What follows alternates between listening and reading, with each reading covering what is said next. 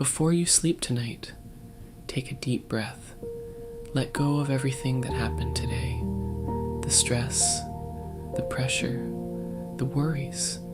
You made it through the day, and that is enough. Heavenly Father, I come before you just as I am, tired but grateful. Some things went right, some things didn't, but tonight I lay it all down before you. Every worry, every burden, every thought that won't let me rest. Lord, quiet my mind tonight. Slow down every anxious thought.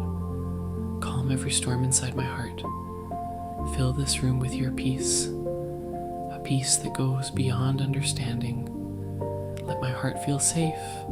Let my mind be still. Protection. As I close my eyes, watch over me. Protect me through the night. Let no fear come near me. Let no harm come near my home. Surround me with your presence and cover me with your peace. I pray for my loved ones. Wherever they are tonight, keep them safe.